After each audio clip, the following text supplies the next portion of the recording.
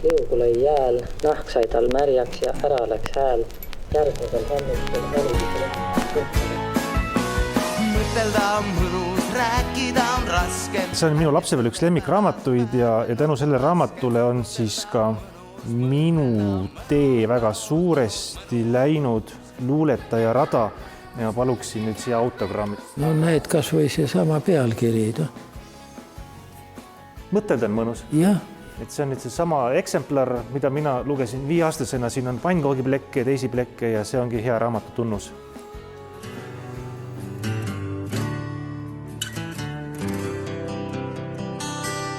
Tõuse üles ja läheme ära. Kas te langeb ja märjaks saab maa. Tõuse üles ja läheme ära. Sa sündisid Järvamaal, Võhmuta vallas, Liutsalu külas, talupidaja pojana. Et kas sinu lapsepõlve iseloomustab selline ütlus nagu 6-selt koerapoiss, 8-selt karjapoiss, 10-selt künnipoiss? Ei oska nii äkki põllumajandusse tagasi hüpata. Ma mõtlesin, et hakkame rääkima hoopis kirjandusest. Aga see on teie kirjanduslik algus. Ja kui me jõuame välja kolhoosi aega, kolhoosi külvaja, siis ma just täna sirvisin seda ilusat sinist raamatut ja ma vaatasin, et need luuletused on kirjutatud kõik, isegi need maalapsed teie kolhoosi aegadel. Ja need on väga tähtsad aastad. No vot, siis ma võtan ka appi, et selgitada, kes me vastamisi oleme. Jaak Urmet Ralf Parve raamatus sissejuhatuses ütleb väga olulised laused. Sellest ajast peale hakkasin nägema kirjaniku kui eelkõige inimest, mitte niivõrd kui teksti autorit. Järjest rohkem on mu jaoks kirjanduse ajaloo juures esiplaanile nihkunud just kirjaniku elud, kirjanike omavahelised suhted, nende isiklikud arusaamad maailmast ja kunstist. Tekstid ise, need on teisesed. Kuna ma olen juba maaelust ja lapsepõlvest välja kasvanud kuhugi, kus minu tekstid on peamised, muu elu pudi-padi, seda ei jõua keegi kokku haarata. Ja kui tekstid on teisesed, siis on väga raske olla. Aga tekstide taga on alati inimene. Ja kui seda lauset või seda tsitaati edasi lugeda siit, siis jätkub. Tekstid ise need on teisesed, need võivad olla isegi võltsid või ebaõnnestunud. Kirjanduse ajalugus ja minu jaoks kirjanike ajalugu. Selles mõttes me oleme küllalt sarnased isegi, sest mind on huvitanud ka nii palju, kui ma olen kirjanikke ja ühiskonnategelasi ja ajaloos ette tulnud isikuid uurinud, selgeks teha, mis nad on teinud, mis situatsioonides olnud, kes on nad inimesena, aga tema tutvustamiseks teistele pean ma ikka valima mingid tekstid.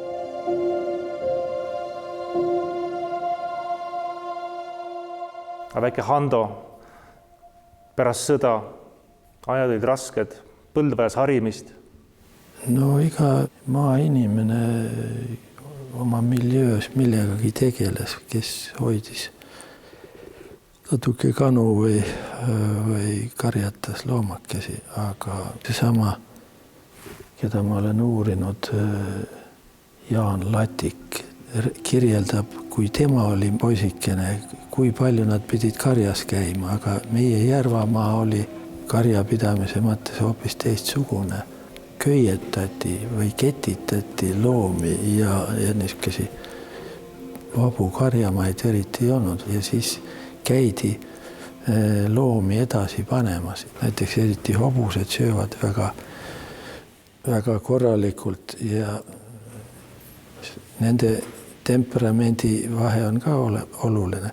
Üks hobune sööb, kui ta kett ulatab nüüd siia, see on söömata rohumaa, siis ta hakkab sööma siit äärest, läheb niimoodi ja pügab ära ja siis vaadatakse, see on lage.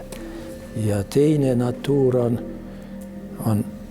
ta tallab kõik selle uue krundi oma jalgadega üle ja siis hakkab valikuliselt sööma. Pärast lõpuks sööb ära, aga lähenemine on hoopis teine. Nii et võib-olla niisugune lapse või noore põlvest loomade vaatlus on tähtsam olnud minule kui nende suurte masinate vaatlus.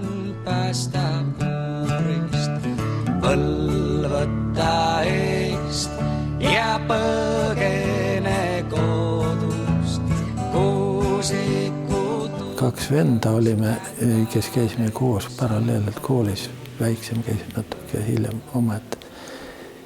Ja mis meist sai? Vanem vend, tema on rauatöömees, masinad, asjad, viilimised. Minu kompamise meel jääb puuasjade juurde. Sealt on see konflikt ka masinatega või nad on liiga raudsed, liiga metallist ja mulle ei meeldi nendega õiendada. Aga elusate loomadega on suhe olnud hobused. Hobustest olen ma ka kirjutanud. Hobuse tapmise lugu, milline, kui sa poisikese pilguga vaatad ja vaatad siis ka tapjat, kuidas ta käitub. Sa ei suuda hobust tappa niisama lihtsalt, vaid ta ennem joob tõesti ennast julgemaks, võtab purju, sest see on nagu elupõlise kaaslase tapmine. Ja kui siis neid samu koduloomakesi väiksemaid lihaks tapeti, siis aeti ka lapsed ja naised ja õrnemad inimesed ära ja selle töö jaoks oli külas ka nagu välja kujunenud need, kelle närv pidas vastu. Mullest sul olegi enam suurt lugu, kui kõndima õpid parkid. Võib-olla sealt, kui kirjanduse hüpata on ka niimoodi, et ühed autorid on tundlikumad, teised vähem tundlikumad, ühed panen nii põmm. Praegu on see aeg, kus on suured rusikaga lööjad võib-olla esiplaanil, aga tundlikumad lükatakse tahaplaanile, ei kõla hästi ja siis need tundlikumad luuletajad või kirjanikud ootavad, et äkki tuleb Arvo Pärt ja viisistab ära, siis annab minu sõnadele võimsuse juurde.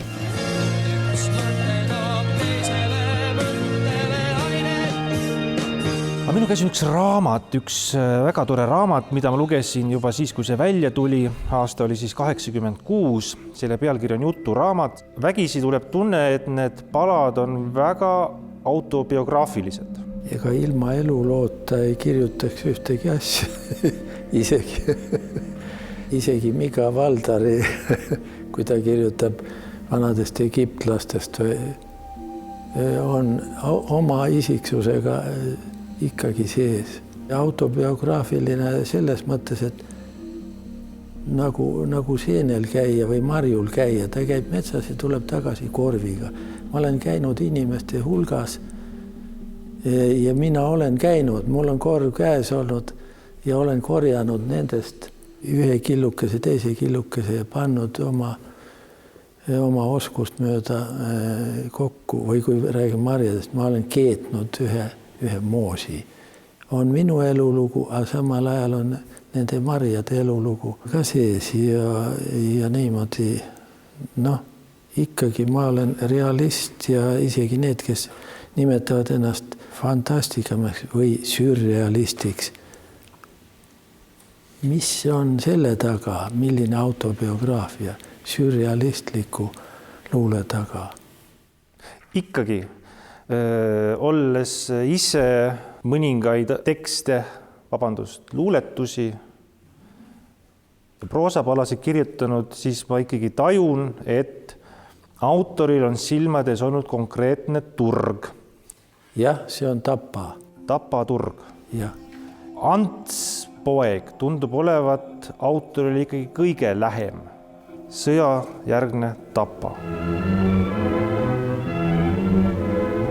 Jõukamad ja edukamad ja julgemad, isegi vene keelt oskamata, istusid sealt samast Tapa jaamast rongi peale, võtsid oma kartulikotid kaasa, läksid Leningradi turule. Leningradi toitjaks said Peipsiäärsed alad oma kurkide ja kapsastega. Väga huvitav oli lennata veel, kui juba uus aeg oli tulnud ja piirid olid kinni ja Peipsiäärsed kapsa- ja kurgikasvatajad sõitsime helikopteriga üle nende külade ja nägime, kui paljud suurte kasvuhoonete katused olid kokku kukkunud, sest Leningradi turg oli ära kadunud. Väga raske on rääkida või aru anda. Meie taustad või elulood on teised. Ma visandasin ja olen mõelnud ennast kohustavalt niimoodi, et kui ma tegelen kirjanduslooga ja minevikuga, et siis kujuneb umbes välja nii, et oma sünniaastast tahapoole vaatad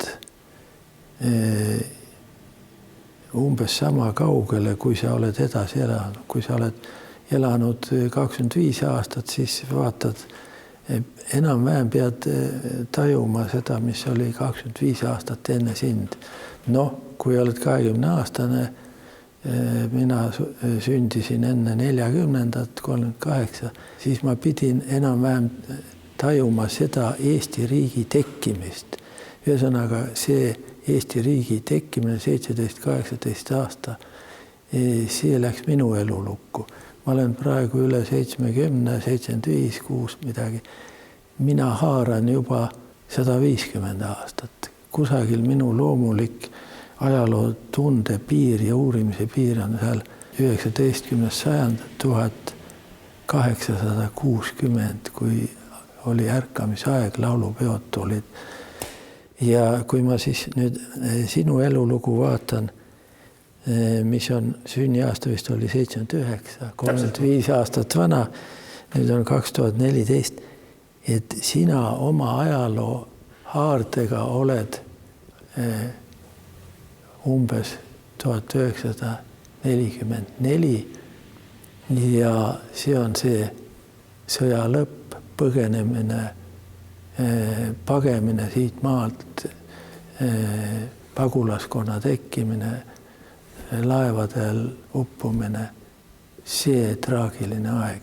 Ja selle kõrval on minul kaugemate aegade seletamine võib-olla raskem, aga meid jällegi ühendab see, et siinsamas eessõnas sa räägid, kuidas analoogiliselt oled võtnud ja uurinud ühte, teist, kolmandat inimest ja nende kulgemist läbi ajaloo. Ja see, mida mina olen varem teinud, on seesama, et kui ma olen tegelenud mõnede autoritega, oli ta Uku Masing või Hendrik Adamson või siis võtad nende eluloo ja vaatad, mis see isik kujutab endast ja millised tekstiosad teda kõige enam kannavad edasi läbi ajaloo ka nende juurde, kellel ei ole aega nii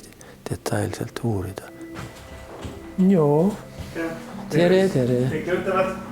Noh, jah, siin on meie ühine elutöö siin. See on nüüd see mõttelosari, aga kas siin on igast tööst 2, ma vaatan, peaaegu igast tööst. No vot, et meie mitmekülgsust toonitada, siis näitame, et siin Mihkel Mart, just vaatasin, jah. Sotsialist, ja. Et ei ole ainult usumehed ja ainult parempoolsed. Noh, mina olen teinud uurimisi Eesti mõtteloo raamatusarja juures, kus on ka üle 100 autori, need on ajaloost läbi võetud, on ta 1860 sündinud või 1890 sündinud. Ja kui ma praegu veidi tõrksalt räägin, siis siia aasta ma olen olnud just selles paguluse tekkimise ajas ja ma olen uuesti võtnud ette pagulasajakirjanduse ja see periood, mida ma olen sel aastal uuesti läbi elanud või läbi kannatanud, on 1944 ja ma istun praegu aastast 1957 ja olen võrrelnud, kuidas elati seal, kuidas hoiti ühte aadet, kui tühine see oli või kuidas kakeldi, kuidas meie siin pidime olema lihtsameelsed ja ohvrimeelsed ja orjameelsed ja mässumeelsed. Kogu linnast sõidab siia kokku noori. 1000 töölist noort, tulevast õpetajat ja inseneri siirdub uudismaadele vilja koristama. Aastal 57 sa olid just saanud täisealiseks ja ees avanesid mingid uued perspektiivid, tuli teha mingi valik elus. Mis valikud sinu ees olid aastal 1957? 57 oli väga oluline aasta Eestis.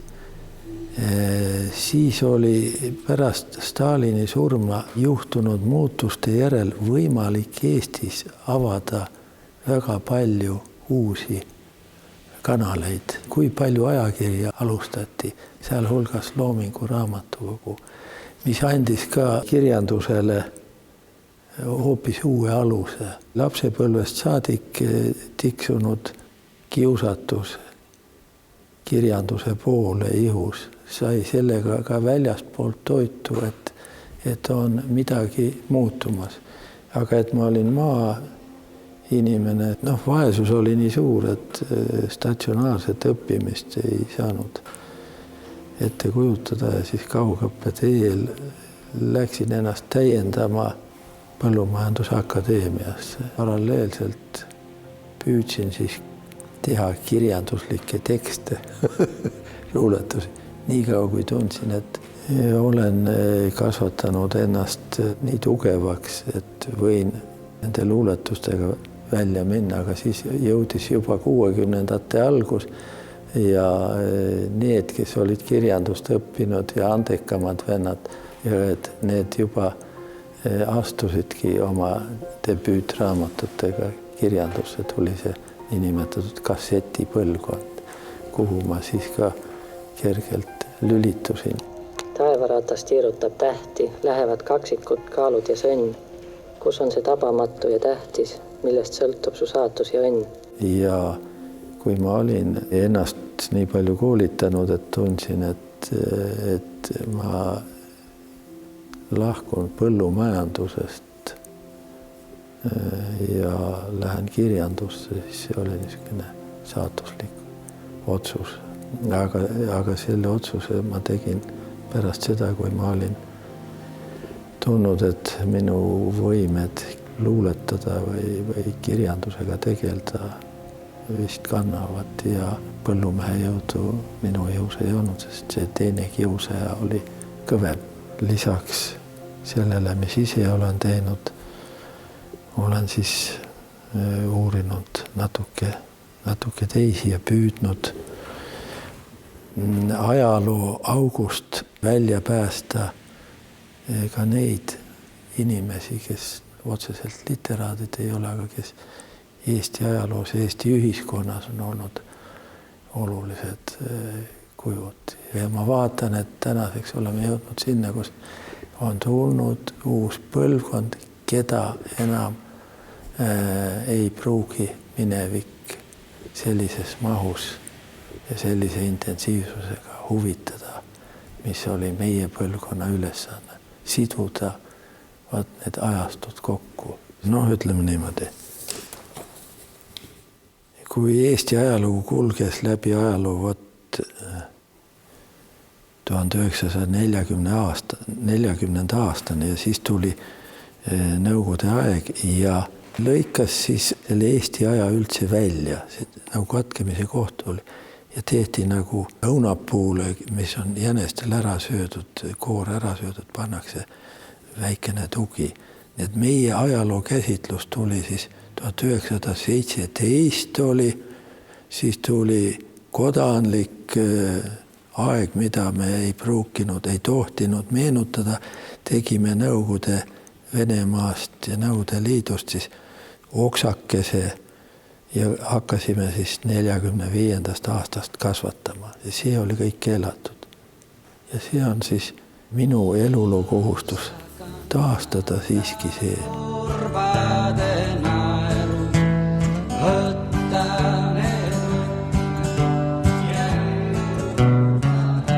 Aga kui me tuleme tagasi nüüd sinna selle painajate võitluse juurde, mille siis võitis kirjanduslik painaja, siis... Kiusaja, mitte painaja. Kiusaja. Siis kirjandusloolane minus sünnib küsima, et kust sai see kirjanduslik kiusaja alguse? Kuidas see sündis? Ma arvan, et ihus on mingid impulsid ja kalduvused. Kas on töömees, kes saab hakkama käsitööga? Me oleme siin targad mehed küll kõik. Aga võtta see, mida vanad talunaised tegid, panna üles kangas, kududa, pügada lammas, võtta vill, kedrata ära, teha lõngaks, panna kangas üles. Milline menetlus ja enamasti mehed, nad tegid kangas puud valmis, aga seda kannatlikkust või, et kududa seda oskust meestel ei ole. Ühesõnaga, ihus on mingid erinevused ja niimoodi on see kirjanduslik kiusaja ka, aga võib-olla otsene vihjaja oli oma isa, kellel oli ka niisugune kõikuvus veidi avaliku tegelase ja talupidaja vahel ja kui ta oma lapsi vaatas, siis vaatas minu poole ja oletas, et mina võiksin mingi kirjandusliku asjaga teha. Need käsklused ja salakäsklused võivad liikuda läbi õhu ja kui siis oled hiljem noorte autoritega koos olnud või kedagi kasvatanud või toimetuses istunud ja vaadanud ja rääkinud. Mõnest saab asja, mõnest ei saa. Mõni tuleb pretensiooniga, eriti tänapäeval, miks ma ei või. Ja loomulik sõna vabadus tõlgendatakse, vabadus kunsti teha, aga kunst on nagu kanga kudumise oskus. Kui seda oskust ei ole õpitud, ei ole, siis ei tule, siis on avalik luiskamine. Kas vennast siis sai põllumees? Põllundus lõpetati ära kolhooside tegemisega õieti. Ja see ei ole taastunud õieti siiani. Meie põllumajanduse ajalugu on kirjutamata, mis see tähendab. Aga põlde hariti ka ju kolhooside ajal? No hariti jah, aga see oli vaevaline. Ja talu ju oli ka? Talu, kuidas talu? Talud läksid kolhoosi ju. No füüsiliselt jäid nad ju alles, elupaigana, majana. See on hoopis teise saate jutt. Jaanipäevaks kõrgeks kasvab rohi, rinnus saadik kiigub kaste hein. Ütle, kust ma rada teha tohin, igal pool on noor ja õitseb hein. Ütle, kust ma rada teha tohin, igal pool on noor ja õitseb hein. Jaani õhtul süüdatakse tuleb, tantsuplatsil tallatakse hein. 48, kujutad ette, kui tullakse ja öeldakse, nüüd teeme kolhoosid. Maa läheb ühiskasutusse, sult võetakse ära, sul jääb 0,8 hektarit aiamaaks. Sa viid oma hobused, lehmad, kõik kodunt ära. Sult võetakse kogu varandus ära. Ja praegu on see aeg, kus siis varanduse koguja on nii tähtis, et ta paneb, see on minu grunt, ma ei lase sind mere äärde ega järve äärde. Jälle hukatus. Aga kas siis agronoomia õppimine EPA-s katkeski selle tõttu, et kirjanduslik kiusaja sai võitu? Mis on maa? Maa on ikkagi üks põhiline asi ja kui me maa eest oleme võidelnud ja maad harinud ja maast kasvanud, siis väike tutvus temaga ülikooli hariduse või Põllumajanduse Akadeemia ja hariduse kaudu ei ole patu asi. Oli ka neid mehi talurahva hulgas, no näiteks traktorist, ta istub ja tal on traktoris on juturaamat on kaasas ja siis jätab vahepeal traktori seisma ja loeb ja siis neid niisugesi naerdakse natukese. See on, millist inimtüüpi oma ümbrus talub ja üks keskmine talupoekond ei talu sellist tüüpi, kes kasvab tema kõrvalt ja muutub kellekski muuks. Olla kirjanik või luuletaja või filoloogikene, kui sa oled kooliõpetaja, jah, see on mõistetav elukutse, aga olla puhtalt literaat, siis sa peaksid olema nagu Leo Tolstoi või et sul on mõis, sa oled mõisnik ja kõik vaatavad, mitte sellepärast, et ta on kirjanik, vaata on ja kuulus küll, me teame, et ta on kuulus, aga vaata on mõisahärra. Aga kui sa ei ole mõisahärra, siis tullakse mingil hetkel ja sõbralikult sülitatakse näkku. See on see kollektiivsus. Ja kõrvadest kustub sul põllude. Kuidas toimus siis linna kirjutama minek? Sest 60-ndad sina olid kolhoosis külvaja. Linna minek tuli nii. Ma olin juba raamatu avaldanud. Sellesama väikesekese. Maalapsed? Jah, oli Vilde kolhoos seal Virumaal kusagil. See andis iga aasta preemiat ja minule kui maal elavale noorele luuletajale anti selle eest Vilde preemia. Koos Villem Altoaga saime, sest tema oli kirjutanud eluloo raamatu Vildest. Ja siis minul oli nii uhke. Minu eest võib-olla seal kõneles auhinna komisjonis Rudolf Sirge. Siis ma käisin ka juba natuke linna vahel Tallinnas ja Tartus olid iga kevadised kirjanduse päevad kirjandusmuuseumis 2 päeva. See oli niisugune kõige vabam tribüün, sest nõukogude ajal oli ikkagi avalikel koosolekutel rääkimine normeeritud, aga kõige vabama temaatikaga ja kõige vähem range oli 2 päeva kirjandusmuuseumis. Sõime söögimajas lõunat ja võeti mind Kirjanike Liidu autosse, et sealt alt linnast sõita kirjandusmuuseumi. Ja see oli 5-minutiline sõit ja seal oli Rudolf Sirge, Anton Vaarandi ja Paul Kuusberg vist autos. Ja nad kauplesid, et kas ma ei tuleks ajakirja Looming toimetusse tööle. 5-minutise sõidu jooksul ma andsin nõusoleku. Ja aastal 1966 juunikuul siis selleks ajaks ma lõpetasin vahekorra kolhoosiga, tegin väikese lahkumise peo ja läksin. Ja minu nõue oli, et nad peavad andma mulle korteri Tallinnas.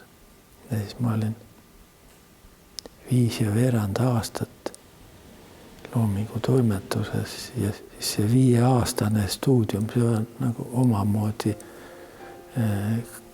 kõrgkool. Sa õppisid tundma, vähemalt nägema kõiki neid vanu olijaid, ütleme, korpuse generatsioon oli Tüüri juures, aga ta hakkas taanduma ja tuli siis juba see uus laine, kuhu kuulusid Paul-Eerik Rummot ja teised. ja nägin nende tulemist ja liitusin nendega ja nägin juba järgmisi noori autoreid, keda siis ise natuke juhendasin. Noh, sealt said siis eluaegsed põlvkonnakaaslased, sõbrad.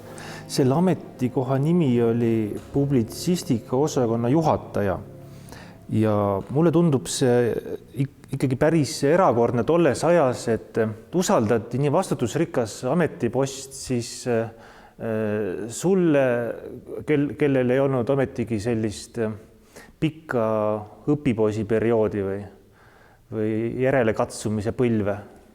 Noh, kuna ma olin mõned lookesed targutused maamehena avaldanud ka ajalehes ja võib-olla isegi mõni väike arvustus, aga niisugune maamehelikke mõtisklusi ajakirjas Noorus ja kas Noorte Hääles või Sirbis, mis oli publitsistika rubriik tol korral. Suuri esseid ju tol ajal ei olnud ega filosoofilisi targutusi, vaid oligi veidi sotsiaalse elu kirjeldus. See rubriik pidi olema ka loomingus sees, see oli see publitsistika. Ja ainukene saavutus, tõeline saavutus, uue aja saavutus oli,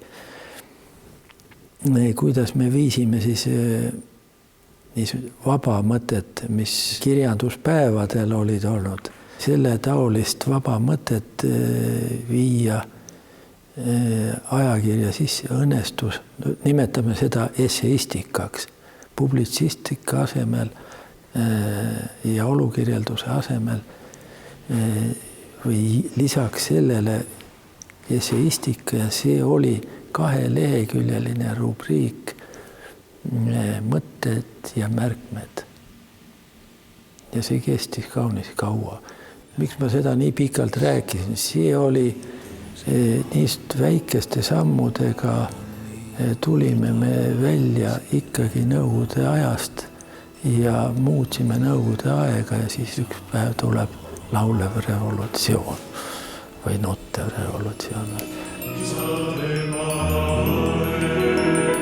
Samas need mõlemad mehed, kes olid seal autos, kui sa sõitsid siit alt üles Tartu mäele, olid ikkagi Kuusberg ja Vaarand olid ikkagi päris vägagi liberaalsed ja tol ajal ikkagi väga edumeelsed kirjandustegelased. Mõlemad olid ka sinu ülemused. Kõige toredam on see, et seda ülemuslikku hoiakut kunagi väga ei tundnud. Võib-olla see, et olen suures perekonnas üles kasvanud ja kõiki vaeva näin, ja mul ei ole seda ülemuse ja alluva tunnet, vaid kui me oleme, midagi teeme koos, siis me oleme nagu pritsimehed, pritsimeeste peol, me oleme ühe köie otsa juures, köievedajad, me teeme koos ja seal ei ole enam pagunite vahet eriti. Noh, mingi vahe on ja mingi alluvus ja mitte vastu hakkamine. Aga need on veidi isalikud ja pojalikud ja Kuusbergiga. Mul on mitmega olnud niimoodi, et ilmusid ja pärast oli pahandusi ja mõnda raamatut ei lubatud üldse arvustada.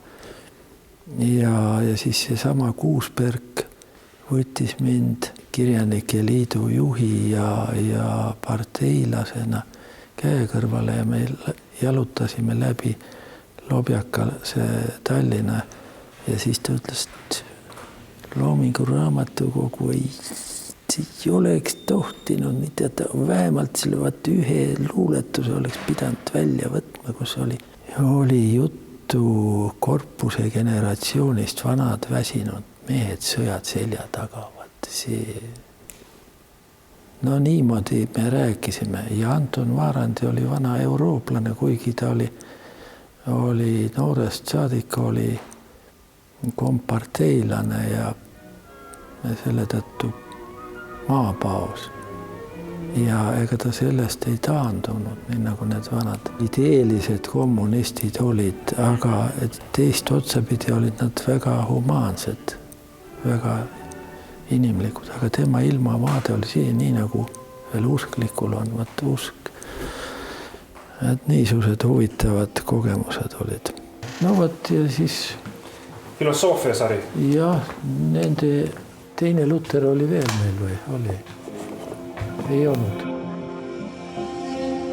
Minu õnn on olnud õnn ja koorem, et eestlaste hulgas oleme ka otsinud, kas on meil suurvaimusid ja me ikkagi loksume kokku ühe sama tüüpi venna juurde, see on Uku Masing. Väga tark, väga segane, väga lai, küll Idamaa filosoofiad ja tarkused ja usundid, küll astronoomiad. Ja me oleme aastate jooksul mitmekümnekesi tegelenud küll tema järele jäänud käsikirjade trükki toimetamisega, väljavalimisega ja üle 30 raamatu niimoodi. Ta suri 85 ja tema maha jäänud abikaasa kutsus appi. Üks mees, sama kaliibriga mees, ütleme nagu sakslastel Luter või prantslastel Koont ja meie Masing. Me andsime siis 6 köidet luulet välja. Mõni ütleb, et kes seda lood. Siin on see kuulus Masingu riiu. Ühesõnaga, see on see literaadi elu. See on see talupoeglik lähenemine kirjandusele. Ühesõnaga, see talupoja kool ja haridus minu ihus ei ole kaduma läinud, kuigi ma jätsin just nagu põllutöö pooleli, aga see kultuuri väljade harimine, see on umbes sama töö. Hoiame kokku, töötame ja kui keegi väga vaielda tahab, palun. Täna ma luuletan läbi öö, see on lihtne. Rääkisid enne, kuidas sinu isa andis justkui sellise salajase signaali sulle ja salajase signaali su vennale. Ei, vennale andis päris avaliku signaali. Kas sina oma lastel oled ka mingisuguseid signaale salajasi või avalikke andnud või on nemad jäetud nagu selles osas nagu vabakursile? Ju nad on ise midagi noppinud ja kui talupoeg on ka natuke talumees, siis luuletaja lapsed on kõik natuke luuletajad ka mingis mahus. Ja siis katsetavad, kas tõmbuvad tagasi või võiks siis öelda, et üks poeg on kadunud talupojast siiski mitte kaduma läinud, vaid tegeleb bioloogiateadusega. Ja mõni on natuke ajalugu õppinud, aga uued lained, kes neid teab. Kuna põhihulk lapsi on poisid, siis nemad on ikka rohkem ema kasvatada olnud. Sina magad, sa ootad last, mind ei oota, sa nõnda enam, olgu sul. Punaste õhtute purpur, kui see anti välja aastal 1982, siis järgnesid sellele mitmesugused sündmused ja mitmesugused otsused. Üks otsustest oli see, et seda ei tohi avalikult mainida. Oli keelatud arvustada. Ja üks sündmus, mis järgnes, oli see, et kirjastuse Eesti Raamat peatoimetaja Aksel Tamm oli sunnitud oma ameti maha panema. Kas sul on kunagi olnud Aksel Tammega ka sellest isiklikult juttu? Jah, me oleme kõigest asjadest rääkinud. Kas sa kuidagi üritasid talle kuidagi kompenseerida seda näiteks tekid konjaki välja või? Mida kompenseerida? Tema pigem andis mulle konjakit. No, kas... Mida tähendab kompenseerida? Küsime nagu kirjandusklassikas, kas su hinge kuidagi vaevanud see, et teine jäi nüüd ametikohast ilma? Kes läheb, õpib langevarjuriks ja kui ta kukub surnuks. Kui keegi nõukogude ajal võtab mingisuguse ameti, siis ta võtab endale ka riski ja vastutuse. Kui nüüd aastakümneid hiljem esitad sa niisuguse küsimuse sellise tooniga, nagu mina oleksin kellegi elus ja saatuses selliselt süüdi, siis ma ütlen, et see on väga, väga naiivne jutt, sest kõik, kes avaldasid, julgesid avaldada, nad olid natuke teadlikult märtrid ja kas läks läbi või ma nägin, kuidas näiteks Loomingu raamatukogu tehti. Nad üldesime, et proovime, aga kas läheb läbi, ei tea ja igaks juhuks, kuna Looming oli perioodiline väljaanne ja ta pidi ilmuma regulaarselt. Ja kui tsensor ütleb, ei, see ei lähe läbi, siis oli kohe varuks valmis järgmine number, mis kindla peale läks läbi. Niimoodi ju kõik püüdsid kuidagi midagi avardada. No ega siis ei saa ära surra. Räägime siis veel, mis sellest edasi sai. Mis edasi sai? Mis on selle rubriigi nimi? Ilus maa. No vot. Ja Rein Rannap võttis ja viisistas selle. Ja siis tekkisid Tartus kevadised muusikapäevad, mis said alguse kunagi Runneli luule laulmisest. Ülikooli klubis tehti üks lauluõhtu ja sellest kasvasid välja mitmeks aastaks Tartu muusikapäevad ja alati lõppes see ühe lauluga Öö lõhnab, vihma sajab, on kevad Tartu peal. Ja seda laulu kasutasid selle põlvkonna üliõpilased oma hümnina sageli.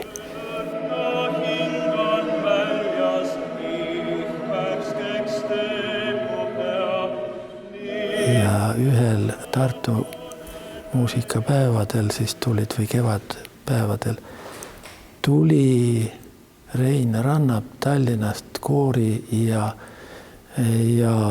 uhke viisiga ja solistiga ja nad kandsid selle ette ja see lindistati.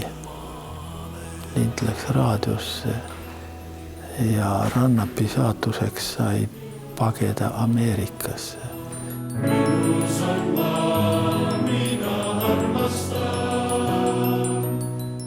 See on selle asi ja mida me Aksel Tammega ütleme, me oleme teinud, mis me oleme suutnud ja meie rõõm on see, et nende tekstide löök on olnud selline, sest ükskõik kuidas me räägime kirjanike elulugu või luuletaja elulugu, Juhan Liivi elulugu, ega see suurt midagi juurde on ja kui tal on üks laul õnnestunud, terve elulugu läheb sinna sisse, kui seda lauldakse. Et minu õnn on olnud see, et on lauldud. Õhtud, mis ööaega sõuavad, hulguvad, otsivad, jõuavad.